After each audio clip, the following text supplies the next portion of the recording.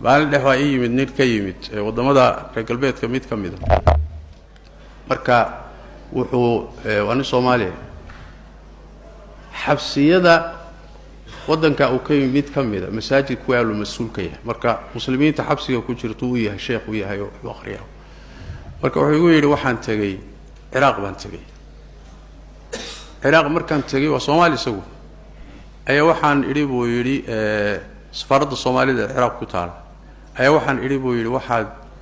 ii raadisaan nin Soomaali oo bal Ciraaq iyo Iran iyo wuxuu rabaa marka dadka isagu imaamka uu yahay ee xabsiga ku jira Shiica kamida ilaa muslimiinta ku tirsan Soomaaliya Shiica kamida marka wuxuu rabaa inuu fikirka Shiicada wax ka ogaado saas u tagay safaradu tagay wuxuu yiri bal dad Soomaali oo bal aan macluumaad ka helo ugu xidha nin bay ugu xidhan buu ninkii bay ka xeeyay buu gurigiisa u geeyay way marti qaaday way soo dhaweeyay markii dambe uu ka xeeyay wuxuu geeyay buu xarun ay ku xareysan yihiin 20 dhalinyaro ah oo intooda badan waxa laga kaxeeyay kililka deegaanka Soomaalida Itoobiya laga kaxeeyay waa dhalinyaro yar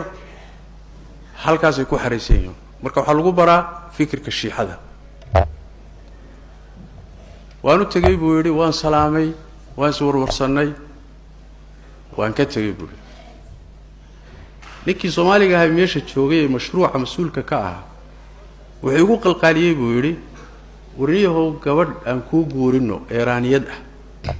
ama Ciraaqiyad ama mutacadi waa markaas waxaan idhi buu wali kuma qancin Shiicanimada anoo Shiicanimada ku qancin miyaan mutacageli kara mutacadu wax weeye gabadha waad heshiinaysaan waxaad ku heshiinaysaan inaad muxuu ahaay waxna siiso aadna la seexato bil baad la joogi laba subaad ku heshiinaysaan lacagta siinaysan waad kula heshiin dantaada markaad ka dhamayso waqtigu ku dhamaadana waxoogageeda siin waad isaga tagi ma salaamtillah wa xifdi mut'a leeyahay ayaga agtooda waxay ka mid tahay diintooda asaasiyaadkeeda ka mid oo acmaasha waa weyn ee fadaaisha laga helay ka mid marka mutacadi buu soo bandhigo wuxuu ku yiri war mutacayso gabdha Iiraaniyada oo khatar ah meesha joogay Ciraaqiyada oo Carabe aan wax ku raadiyo markaas aan idhi buu wardamaba ku qancin seebaan mutacada u sameeyaa wuxuu yiri war dad badan oo ku qanacsaneen buu iska galaan dhib ma leh iska gal wardamiyaan munaafiqeeya war hadi waxa iska daayay yaani 10 bari iyo 2 usbuuc joogayso